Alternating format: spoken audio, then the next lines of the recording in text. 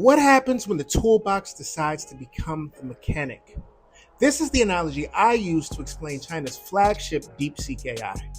Welcome to In Plain English, the weekly show where we take complex tech and make it simple. I am Carrington, creator of Solflix.AI, the company that is helping you to explore deeper so you can evolve faster and create your intentional future. And today we're taking a brief but deep dive into Deepseek.AI. What happens when the toolbox decides to become the mechanic? For decades, China has been the world's toolbox, a manufacturing powerhouse creating products for almost the entire world. Some could argue that China is today what America was in the 50s and 60s.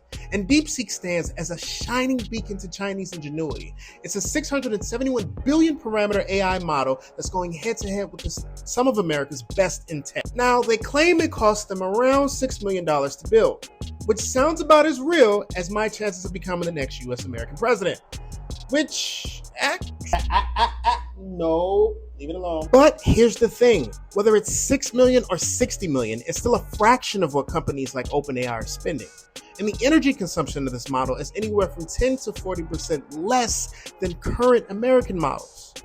In plain English, a Chinese company just built an AI that gave Silicon Valley kidney stones, and they did it for the price equivalent of a luxury Tesla, pun intended. Deepseek R1 isn't just another AI model, it's a wake-up call that got the entire USA tech market shook. How they did it in plain English. So every AI has a brain called parameters or data points. The more parameters, the smarter the AI. See, models like ChatGPT by OpenAI or Gemini by Google use all of those brain cells at once to respond to questions.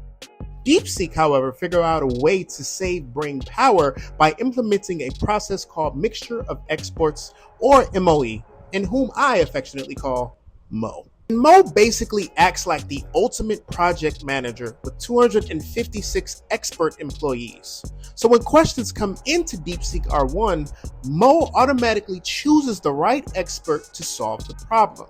So out of the 671 total brain cells or parameters that it has, it only activates about 37 billion at a time. Hey Mo, come on over here right quick fast, boy. We hiring, boy. You don't even need no resume, boy. Just come on. Just come on in. The reinforcement learning revolution. Another really cool thing Deepseek did to get ahead in its process is called reinforcement learning. See, AIs normally rely on human beings and data centers to fix their mistakes, also called hallucinations. But instead of using humans, Deepseek teaches itself by asking itself questions and then checking its work, if you will. And what or who is it checking itself against? Well, other AIs like ChatGPT. Yeah, you heard that right. China let the USA do all of that legwork and then came behind and used that same work to create a product that was just as good for not even a quarter of the hundreds of millions of dollars used to create ChatGPT. And to make matters even more disrespectful, where companies like OpenAI are charging anywhere from $20 to $200 a month, China released Deepseek to the entire world, including America, for free.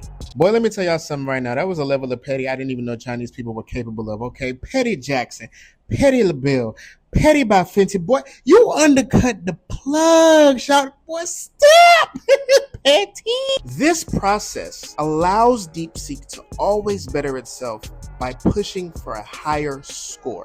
And it's called Group Relative Policy Optimization, or GRPO. The big picture. China essentially pulled up to a luxury car show in a Toyota that runs like a Ferrari, that's priced like a go-kart, pulled an Oprah, and gave everybody at the show one for free. It's not just about the technology. It's about breaking the monopoly that the USA has on AI. Because when anyone can build powerful AI models for millions instead of billions, the entire game changes.